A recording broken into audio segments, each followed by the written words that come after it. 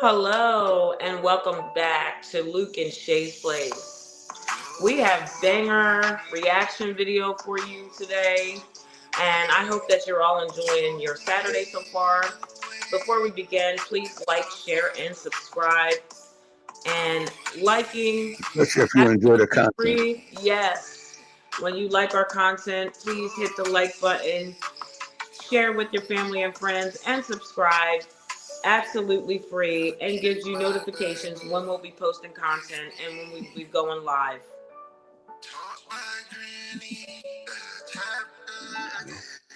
Today we have a banger reaction video to Amy Chen's. Um, she's a TikToker. You can find her on TikTok. She got some really good stuff. We was just thumbing through it. She got some really good stuff, some really good positive stuff, and educational. Very educational. She is definitely enlightening people on the differences between the races, and I think that's really important too because that's the beginning of fixing it. But she got some really interesting things to say and do. Um, like I said, we want you to like and subscribe and share. That's so important because we putting out some good content and we want you guys to enjoy it. And if you enjoy it, share it with your whole family, share it with your friends. That's we love that too. So Amy Chen is like I said, she's a TikToker and she's an Asian TikToker. She's from Asia, and she has a different perspective of things. So we're gonna just jump into it, and we're gonna jump into our first video right here. Yeah, looking forward to this. See her point of views on things here. I find that a good way to help people who have a different lived experience than you exercise empathy for the struggles that you face that they may not be familiar with is to help them understand. And I was hoping that you could help me understand what anti-white racism looks like. Can you tell me about how you don't know where your ancestors came from because they were kidnapped and enslaved? Or how you don't know what languages they spoke, what spiritual practices they had, or what traditional knowledge that should have been your birthright was lost, not because they were allowed to and wanted to assimilate, but because their enslavers or residential schools forced them to assimilate. Can you tell me about how your ancestors had explosives tied to them while they were building the United States railroads, and then as a show of appreciation, they were excluded from society for nearly 60 years? And could you tell me about the hundreds of towns that were destroyed, like the Black towns and Chinatowns and Japan towns, all destroyed by the same demographic? Can you tell me about the children who were unalived because they whistled at a woman or because they floated in a lake a little too far past the segregation line? And can you tell me how it was for your parents and your grandparents to be United States citizens who were put in internment camps on United States soil? Can you tell me how it was for your family to live in the back of their store because people who look like you were not allowed to purchase or rent homes? And could you tell me how it was for your parents and for you to shed blood, to be treated as human, as equal, and to be allowed to simply share the same space as other people? Can you tell me about the conversations that you have to have with your children about police interactions? And could you tell me about how your mother and your sisters and your daughters are concerned about having children because of lack of equitable access to healthcare, because doctors were told that people who look like you can't feel pain? Can you tell me how it feels to know that your ancestors lived here for thousands of years, but when you try to come here, you and your children are put in cages? And can you tell me how it felt when a few years ago, the president entertained having people who look like you expelled from the country again? Can you tell me what anti-white racism looks like beyond having your feelings hurt, feeling uncomfortable, and having your sense of superiority challenged? And when you're done telling me what anti-white racism feels like for you, could you please tell me why you're not fighting to end racism for everybody? Wow, that was. Oh, she said a lot there. That little, yeah, and that little reel, she said a lot there. There's a lot to think about, and see, I don't think that's I think some people go overboard, like I said, because we don't have a happy medium to understand each other. And the same thing with men and women. We got a whole bunch of men and women fighting, going back and forth today. But if you really sat down and tried to understand the other party, you would understand things better. But this was a view from an Asian woman to see what was going on in a society and understand that, okay, this is what's going on with a certain group of people, the black people, and understanding that how going through things made life a little different. I could understand when people say, well, you don't want, to get these favors and all this type of stuff. I could understand that as well. But there has to be a happy medium. These things did happen and you did have to do these things, which is actually true. I'm not saying we got to live in them, but at the same time, it did happen. And since it happened, whenever anything like this so profound happened, it changes the culture. And these things were designed, some of these things were designed to change our culture, and it has changed our culture and the way we deal with it. So we'll see people down. We had a whole discussion yesterday about how they like young black people felt like older black people lost these things, where older black people didn't use it. This things was happening by design, where they were bringing in certain things. So yeah, you had to understand the process of where you're at with these things, because a lot of times there's a big miscommunication, a misconcept of what's really happening with all of this stuff. But to hear an Asian lady say what she saw from an Asian perspective on a black person, and understand why black people had a different mindset, why it changed the way they thought and the things they done, is Yeah. profound to see. And Mm-hmm. Yeah, I agree. you know, It's definitely okay, it's definitely a profound thing to see, especially someone who is not, black, person who's not white. She's not, right. and so, this is somebody else's perspective. And that's, it does make you look at that like, wow, okay, she touched on a lot in that little bit of time. So very interesting to hear. Yeah, it was very insightful. I actually enjoyed that. Just hearing that, and you learn something too. You learn because, like I say, that's in order for all of this, for all of us to work together, that's what it's going to take. Understanding Mhm. each one of our parts. Each one of us got a different story, and we got to respect the story. But that was Yeah. very insightful. So we're going to jump into the video number 2 here. And I hope this one is good as that first one there.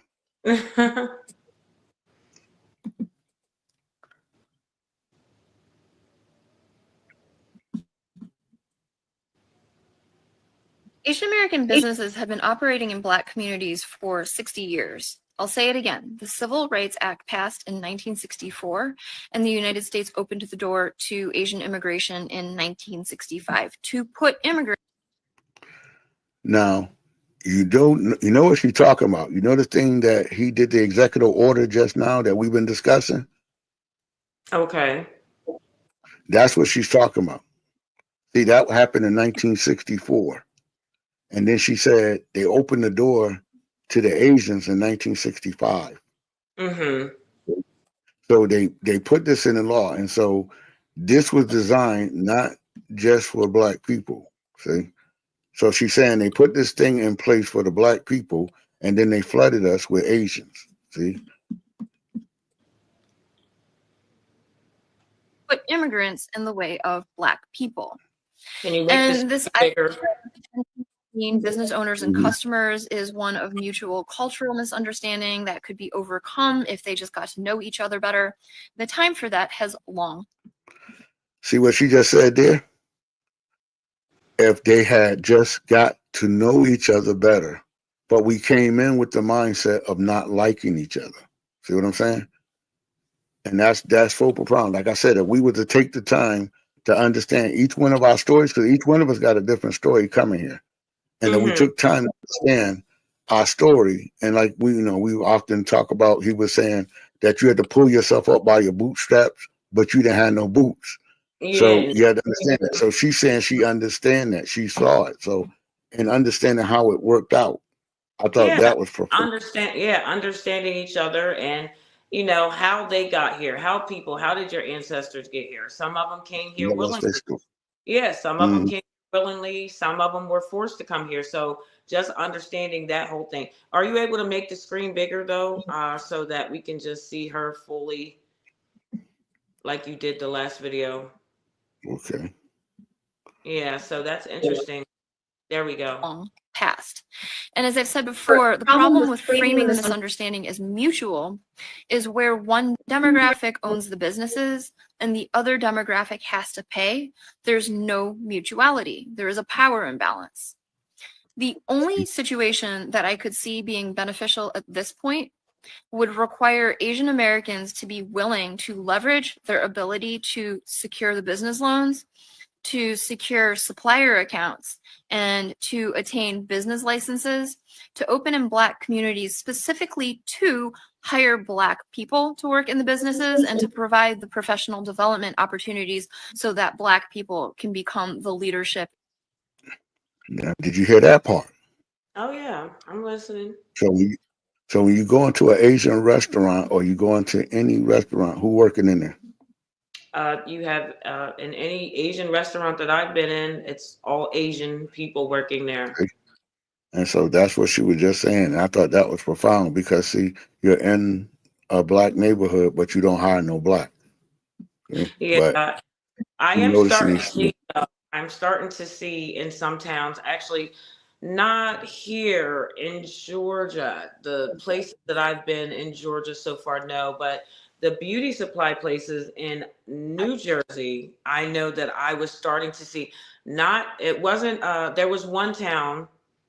I do know Sicklerville, New Jersey. I know that that owner in the beauty supply, he has Black employees that work on the floor helping people find what they need. But the main, the owner, he'll work behind the counter, this, that, and other. But there are people of, Black people that are starting to work in that location. oh That's no, the she, only one that I mm-hmm. know of from New Jersey that, one of the ones that I was going to, I know, like toward where I lived in New Jersey, Mays Landing, Pleasantville, I didn't see. There was one that I went to, but they were all Asian women that worked in there. But It see, was like that's what she 6 was. Asian women that worked in there. Mm-hmm. And now coming to Georgia, the two places that I, just see in the neighborhood as I moved here, seeing, I went to a couple beauty supply stores and there were all Asian people working there. So that's something But see, you that's rarely what she was see. saying. She was saying that only way it could benefit us as Black people is if they hired us in our communities. And so that's what she was saying. They wasn't going out their way to hire Black people in that community. So that's why you had that, because Yeah. they weren't going out their way to hire. Cause how would it benefit Blacks to, if you're going to open up a business in there, so if you open up a Black business, then the Black business will probably hire Black people to run their Black business. And so now you're giving other people, other races of people, loans to come in and work in your area, A and Black that's town, Black. basically taking your money away from you. And so they're taking the money away from you, and you're now again, see, and they're not even allowing you to work there. See, And you can't even work. not only allowing you to work there, Luke, I don't even think they were qualifying the Blacks for loans to have businesses. So that's Oh another no, thing. Yeah. but that's that's without being said, which is true. That's without being said that that's what was happening. But they were funding these people to have businesses in Black neighborhoods, and also with the mindset they wouldn't hire them. Yeah. So if you can't hire us, we can't even make no money off of it. You only can take from us. Yeah. In the businesses in their communities. But I don't have a lot of hope that Asian Americans are willing to do that, because the Asian American business owners that we see currently are not even willing to treat their Black customers as human. So I fully support Black people. And you hear that part?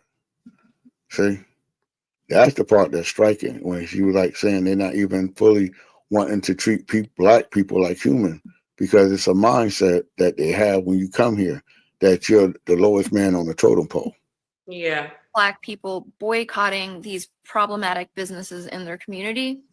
And I want to say that I think another thing that non-Black people aren't aware of is that it is not as simple as boycotting the businesses and putting them out of business and then opening your own to compete, because the system will find ways to still not give them the loans or rezone them so they can't open a business or not grant the business licenses.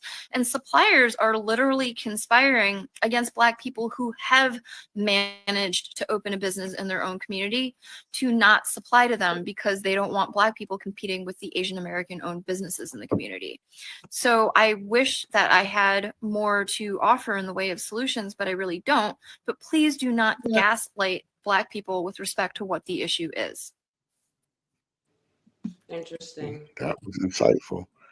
That was insightful. But that she spoke more volume on there. I have to give it to her Yeah. on that one, because see, that's kind of like what we run into mostly, is having that understanding right there. And Mhm. a lot of time, they kind of dispelled the whole thing. Well, you know what, you guys get over it. Like, I think you said you had a friend one time told you that as Black people, we complain too much, we fuss too much about Yes, things. yes. That was a conversation I had, and that was with a non-Black person. So yeah, it was just actually, yeah, it was a white friend of mine. We were having conversations, and yeah, that came up where okay, just we were having real talk, like Hmm. different points of views, and it was like, oh, it's not.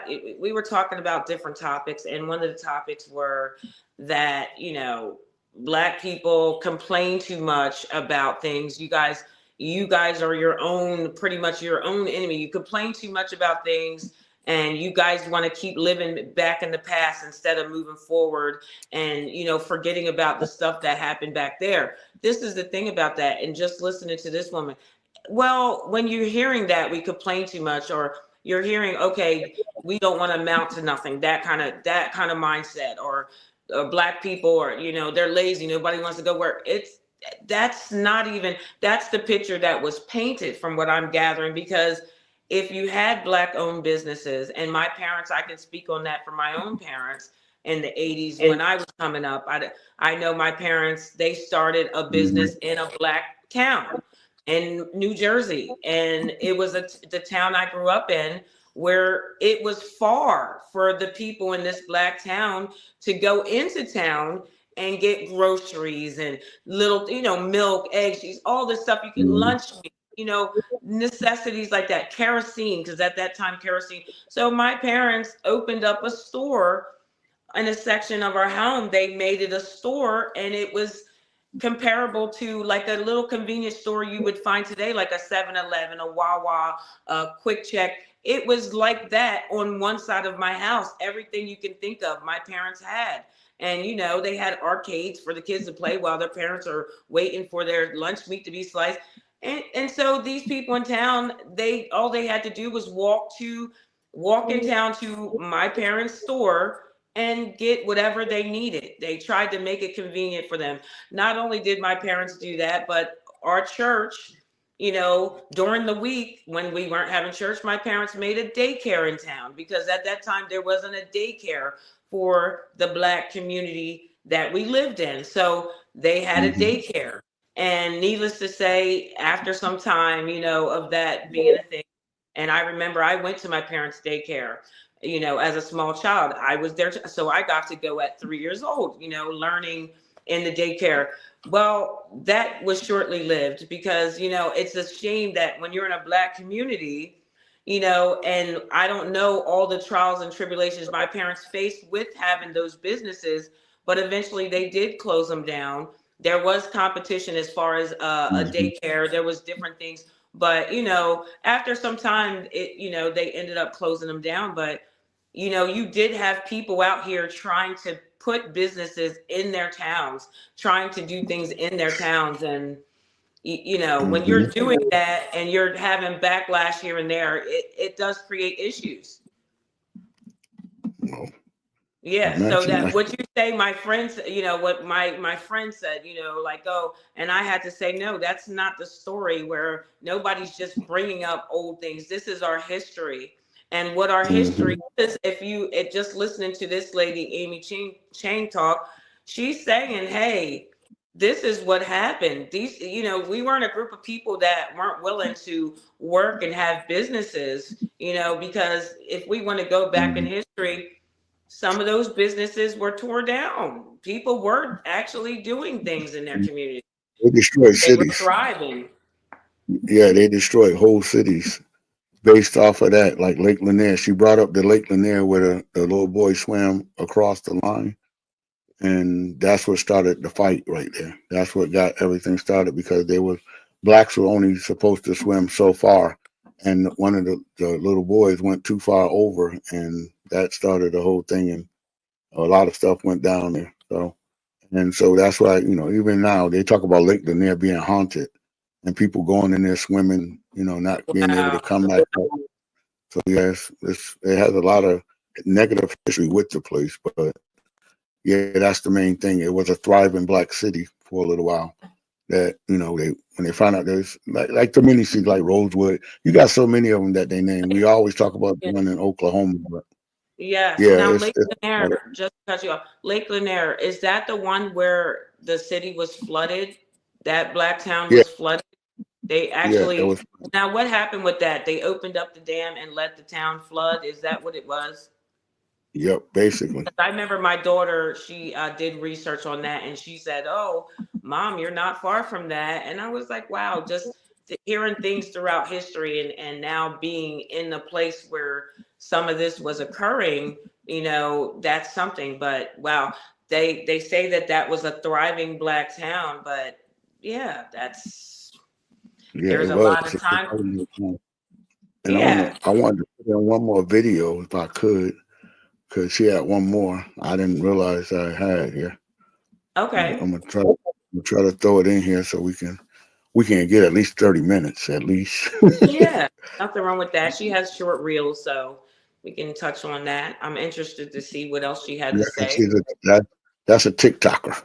She's one of Yeah, those I'm TikTokers. interested. Yeah, yeah. I'm interested to see what else she had to say because this is interesting coming from someone from the Asian descent. It's Mhm. interesting.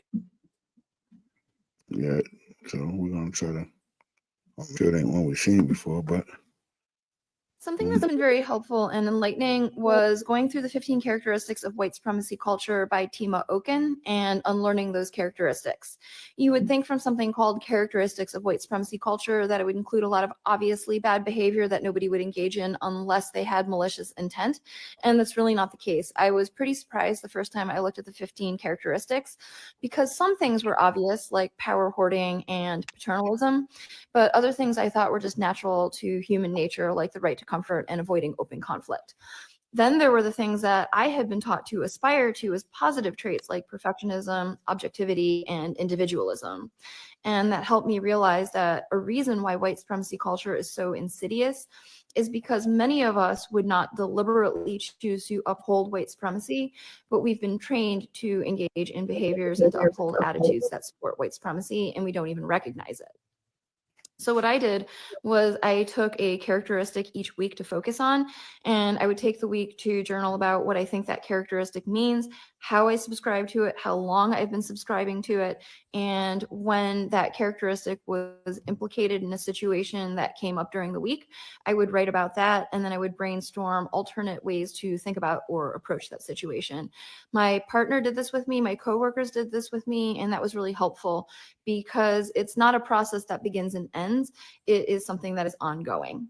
So there's nothing wrong with this comment. This question is great, but I'm going to use it as an example for how the pillars of white supremacy culture can arise even when we are trying to do something positive. So one of the characteristics is worship of the written word. We are taught that when we want to learn about something, we want to be objective, factual, accurate. We want to make sure there's validity. So we ask for articles and books. And that's erased cultures that had oral traditions. And it can also lead us to gaslight when people are talking about their lived experience, because if it's not something that's backed up in a book, then we don't think it's true. Also, people who have been marginalized have also been marginalized from the opportunities to publish. So there is less written material by and for the very people that we are seeking to learn from. And to that end, the most helpful and enlightening thing for me is listening to Black and Indigenous people, because they are the ones who have been harmed the most and the longest by white supremacy culture. So they're the ones with the most familiarity, the most information, and they have the solutions, but we have to listen. That's what I'm talking about. That's why he's everything. That's why he's the GOAT. Yes, a nice touch there. No doubt this particular clip will spawn. So that's probably it for her. Wow. Okay. That was interesting. Yeah, it was. Like I said, it's so, like I said, yeah, it's so nice sometimes, and not that everything was good. The fact that when you hear things that were done with intentions of being done, because it makes it sound like, okay, a person that was telling you, oh yeah, you crazy, yeah, that didn't happen, you crazy, and then somebody go, okay, well yeah, this did happen, because I remember they were saying certain things like they were taught when you got here not to hire Black people and all these things. So yes, and I sent you a message to see if you could play that. There's a video that has that in there where she, yeah, because we kind of like when we give you reactions, we do not look at our content we're putting out there, but we'll look at a little snippet to see, okay, so we know what direction that our reaction is going to go in, and because it's a TikToker, sometimes they just go, the video just starts right away. So just hearing a snippet of this one that I'm trying to get Luke to play, I did hear a snippet of this, and it's about, again, about their businesses, and I believe it went into how her parents were actually teaching her to be with certain people. So that was an interesting one. But no, just hearing her point of view is interesting. It is. And like you were touching on, Luke, a lot of times where people's voice are silenced because it seems like, oh, they're just complaining. Oh, no, we can have talks about it. This is real. If we can talk about history, if I can sit in school for, 12, between the little grades, middle school, high school, I can sit in school for 12 years of my life and learn history that wasn't really my history, and now learning different things that I might not have known. There's still things that I'm still learning. So yeah, it's still history. It's my history. So hearing someone else touch on different things with my history is interesting.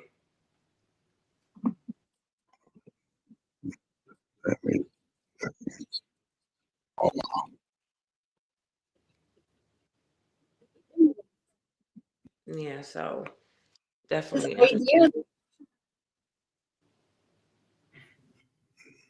TikTok is very difficult and hard to work with because you can't stop it. Once you click on it, it's going. Once it starts, it goes. That's how I was able to hear a little bit of it, because it just started playing. And I'm like, wait a minute, I want to do a real reaction. I want to hear it while my viewers are listening to it as well.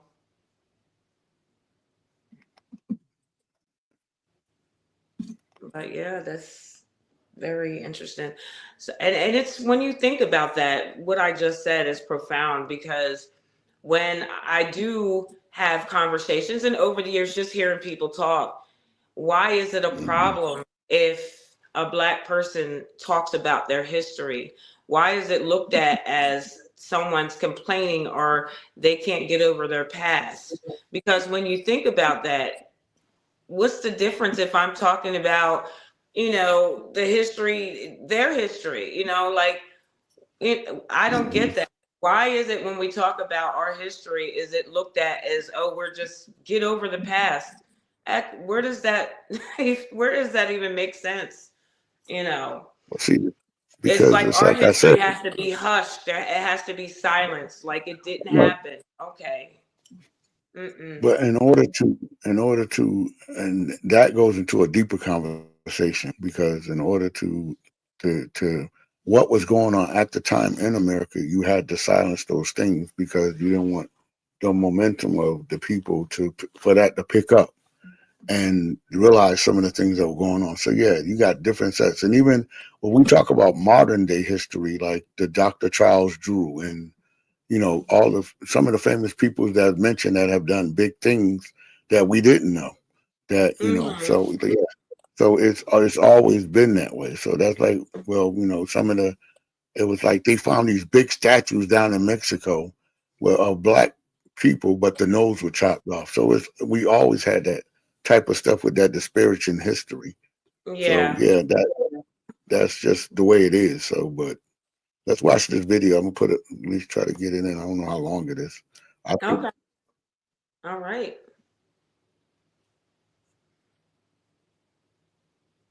Is this the right one? You said what? Is this the right video?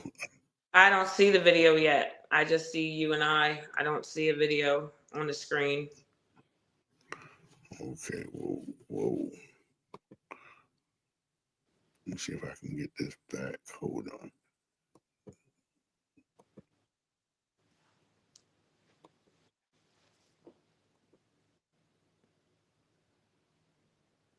Yeah, so very interesting TikToker. So again, Amy Chen, if you guys want to check her out, she's on TikTok for different videos. She discusses different things on there.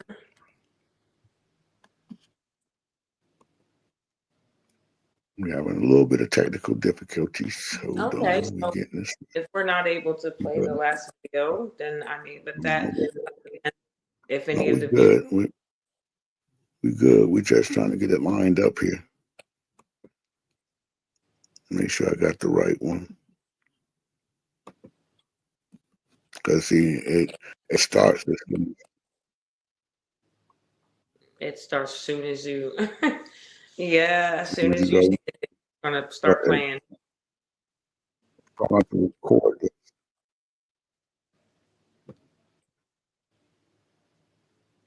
All right, it looks like something's about to pop up now. That could be overcome if they Take it back to the beginning. Asian American businesses have been operating in Black communities for 60 years. I'll say it again. The Civil Rights Act passed in 1960. Is this the new one? To Asian immigration in 1965 to put immigrants in the way of Black people. Is this the one that we just seen? I don't know. That's what I was asking. Because these are the only two I got here that you said. Yeah, I think that's the one that we just, yeah, that might be the one we just played because she said she talked about immigration for that one. Yeah, so that might be the one we already said already.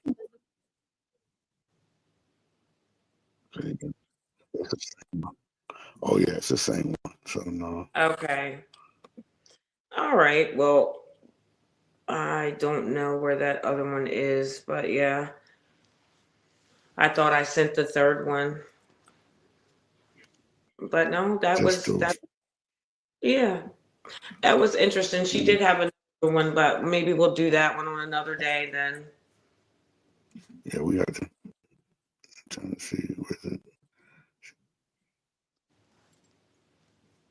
Yeah. Maybe it's this one. Hold on. Maybe it's this one.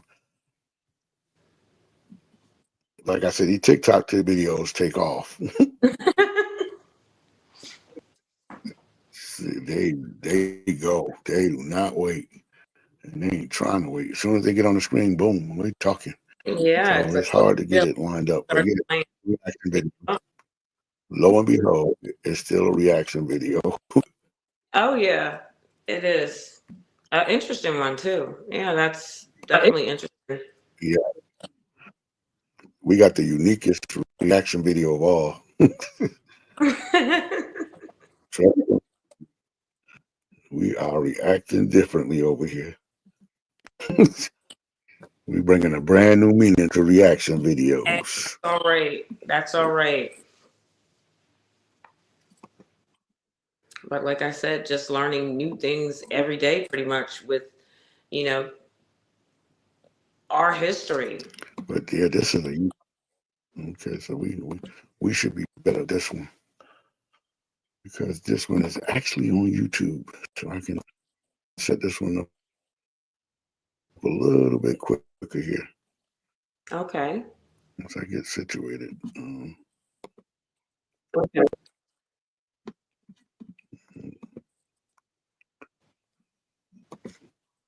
So what you think about Amy Chen? What's your views? Just in the couple videos that I watched, sounds like she's trying to get out some information, and the information that she's gathering. I would like to read more up on her, just who she actually is, and see what made her want to speak out. So that's interesting that the information that she's getting or knowledge that she has obtained over the years, she's actually sharing it, and she's not holding that in. Where, here we go. Is this a different one, or did we watch this one already? It's a different one. Okay. This was the three you saying. Okay. Yeah. You're obviously not aware of this, but blessed is not a word that the global majority thinks of in association with Europeans. Words like plague and colonizer, maybe, but not blessed. And the cell phone in my hand came from China. So I don't know if you're referencing Steve Jobs or Martin Cooper or the Finnish inventor who created the first pocket-sized telecommunication device in 1917. And you probably don't know either because your education system has left you terribly ignorant and without the critical thinking skills necessary to effectively gather information. Because you believe that most great inventions can be attributed to one white person, as opposed to recognizing that the patent system is how white people colonize intellectual property. We would not have cell phones if it wasn't for the creation of the gamma electrical cell by Black inventor Henry T. Sampson. And most of our cell phones would not have microphones in them if it wasn't for the particular microphone that was created by Black inventor James Edward West.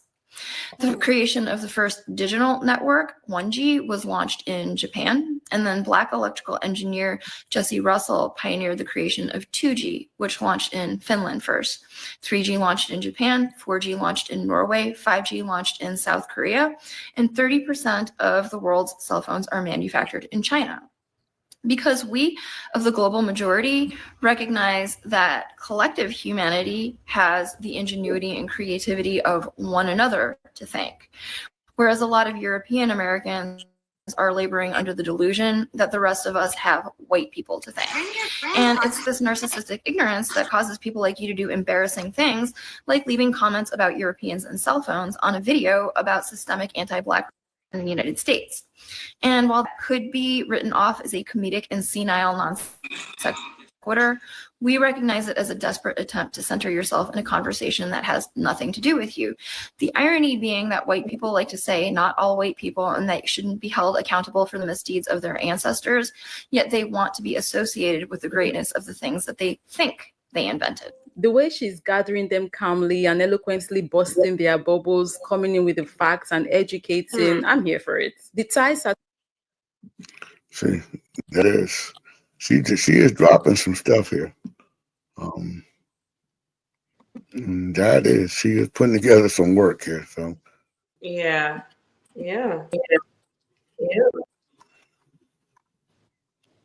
Very interesting. And just hearing those things right there, like I said, I didn't know that when she talked about those inventions, different things like the cell phone, microphone, and the different things that was invented beforehand before they could actually put a phone together. That's good to know because, again, even with inventions in school, there was probably a few inventors that were my color that I learned about, where you didn't realize that all these inventions were from... John Washington was one of the first. He was one of the first to do it. So, and he made a lot of different stuff strictly out of peanut butter and peanut. But at the same time, that you wasn't being taught these things, which is important for a group of people to have an understanding. But at the same time, like she said, they would always get it with patents because whoever patented it first, and they would be able to patent it first, so you would be the inventor of it because you patent it first. So that was deeply said too. Yeah. But we're gonna wrap this. The one that I just, okay, so I sent you the one, and I believe like this is the one I thought it was. So yeah, the one that I was talking about with, you know, how the parents kind of, she spoke a little bit about how from the little bit I heard, how the parents kind of gave them a mindset to look down on a certain people, you know. That's what I sent you. So I don't know if you want to play that one, and then we can wrap this up. Just now, watching her, like I said, I'm gonna do my research just to see what her life journey is. You know, what is it that, you know, fuels her to speak out about different things, and you know, it's just interesting to hear her point of view and some of the things that she has learned over the years. So it's cool.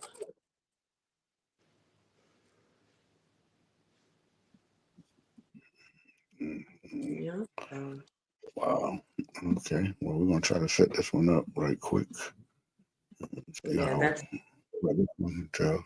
the last one. And again, they're little short reels, so I figured, you know, some of our reactions are longer, some of them are shorter, but you know, she has her little talking points, and her, I don't know, her reels are maybe a couple minutes long, but she says a lot in those few minutes that she's talking.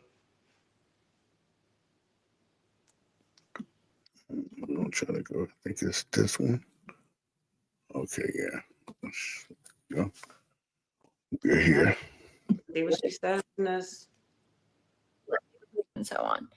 As for what I was told in the home behind closed doors when I was growing up, that's not the most fun trip down memory lane, but I always like to be honest about acknowledging anti-Blackness among Asian Americans, especially when the call was coming from my own house, so here we go. I first became aware of my mom's anti-Blackness when I started kindergarten, and it mostly centered around avoiding interactions with Black The people, video, not allowing me to be exposed to anything that she considered Black culture. the video's So not showing. walking and she saw a Black person, she would pull me closer to her. If we were in the car in a parking lot and saw a Black person in the parking lot, she would make a point to lock the doors, and I wasn't allowed to rap or Michael Jackson or Tina. And she was hypocritical about that because I wasn't allowed to listen to Cyndi Lauper or Madonna either. She would call it trash music and say that it was going to be a bad influence. But if it was a white artist, it was not racialized. It was only. Okay, hold on. Let me start that over. For some reason, it clicked off the screen. I don't know what happened there. Oh, okay. I was wondering, I was like, wait, where'd she go? Yeah, I don't know what happened there. So I couldn't even begin to tell you. I was trying to get it back. Well, if it happens again, you can play the audio, because from the whole video, they can actually see who Amy is. So if it's just her voice the next time, we'll just keep going with it.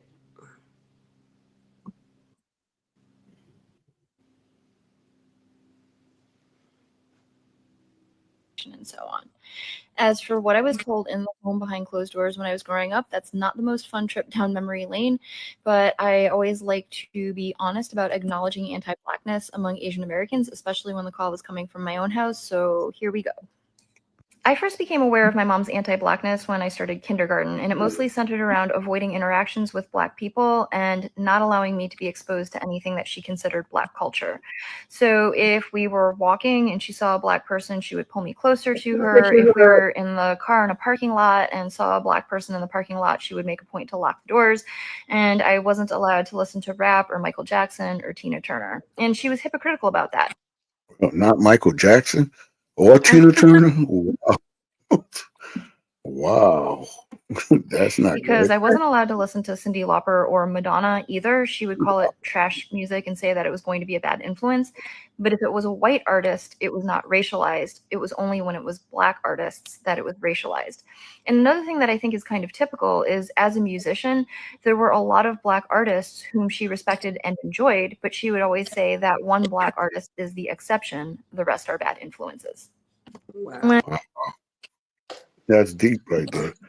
And I went to school, if I came home and said I made a friend, her first question would be white or Black. And that drove me nuts because in preschool, I dealt with a lot of bullying and discrimination because of being Asian. So You got something to say to that? That's wild. That's wild beyond wild right there. That is wild. That's not a question I've ever heard my parents ask when I came home and said I had a friend, so that's different. Yeah. Yeah, so that's something to think about right there. So it didn't make sense to me that she wanted me to turn around and do that very same thing to my black classmates whom she knew nothing about on the basis of their skin color. And when I wouldn't stay away from my black friends, she would resort to making up justifications as to why it was harmful for me. She would say they're going to hurt me and they're going to be a bad influence because they fight and they swear and they're not good students. And of course, none of that was true. And in my household, it was not physically or emotionally safe to voice your opinions, but about that I would, because it literally angered me. And then she would resort to physical violence. And that sealed the deal in my mind that prejudice is purely irrational because none of her claims had any basis in reality. And that's why she had to resort to physical force. Unfortunately, I think that when parents resort to intimidation and violence to instill prejudice in their children, a lot of times it works. But I was very lucky because the principal of my elementary school was a Black woman who implemented a program called Students Educating Each Other About Discrimination. And that wasn't centered on racial discrimination. It was about discrimination in general. But in that program, we learned to have discussions about discrimination and to identify it and disrupt it. Which at that age just means if you witness discrimination, say it's discrimination and articulate how you know that it's discrimination. So from learning that very powerful tool at school, I was able to identify that what my mom was doing at home was wrong. Wow. Additionally, the principal was a Black woman. So I had a Black woman in a position of leadership as a role model. And in my school district, she wasn't a token. They really valued Black leadership from teachers to administration, guidance counselors, all the way up to superintendents. And did you want to answer, add to that, or? No, what she's saying is very interesting. Just hearing that, she had her mother had to actually use, force in the home, however that looked, discipline. It sounds like, okay, whether she got a whooping or whatever the case might be, you had to go to that extreme because she wasn't trying to buy that whole, don't have Black friends things, So, I mean, that's good that her school actually implemented that whole thing where they taught them how to pinpoint or how to pick that out, like if that's something that there's discrimination. I like that. That was interesting, and I think we need more of those projects. And so I was surrounded by Black role models who made me see that reality did not line up with what I was trying to do. The straw that broke the camel's back was sometime around the ages of between 7 and 9. I was planning a birthday party and I told my mom that I want to invite my friend Keisha, which I knew was going to be an issue, but I thought I would try. And she said no. And I said, fine, then I don't want to have a birthday party. And she made me have the birthday party. So now that felt like that's not only cruel to me, but that's cruel to my friend Keisha, whom you don't even know because you refused to meet her. Shortly after that, we were walking in the mall and my mom did this thing that she often did, which is she sees Black people minding their own business and under her breath, she mumbles a derogatory term in Chinese for Black people. And I remember I pulled back on her hand and faced her and I said, they are not doing anything. You don't know them. The next time you do that, I am going to go up to them and I'm going to tell them what you said. And believe it or not, the fear of exposure by me actually made her tone it down and she stopped doing that in public. Wow. Oh, wow. Fortunately, my mom did not live and die that way. In later years, she came around to seeing and later openly admitting how wrong she was. In her older age, one of her best friends really was Black, and my mom admitted to her friend what her previous attitudes had been and why. And from those conversations, I was able to gain some insight as to what my mom's motivation was for her anti-Blackness. Because I think most people feel since Asian Americans also are harmed by white supremacy, how does it make any sense for Asian Americans to be anti-Black? Yeah. My mom spent most of her young life in Hong Kong when it was under British occupation. And then in the 1950s, she came to the United States when she was 16 years old. Generation before my mom, her family had been living in and doing business around Shanghai, Hong Kong, and Macau, which were French, British, and Portuguese occupied areas. So she was heavily indoctrinated into anti-Blackness. in Hong Kong, where she had no exposure to Black people that would have shown her a different reality.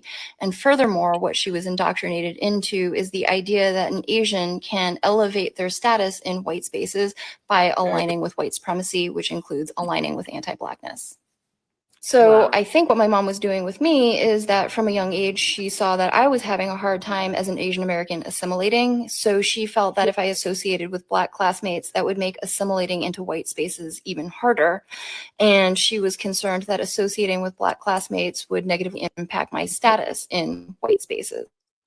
Well, we all know with me that the outcome was I understand very clearly what spaces I want to be part of and what spaces I don't. So my mom was really proud that she was westernized. She was proud that she spoke English without an accent, that she was very well versed in European culture, and she actually looked down upon my dad for being what she called traditional and therefore backwards. Right, so where was my dad in all of this?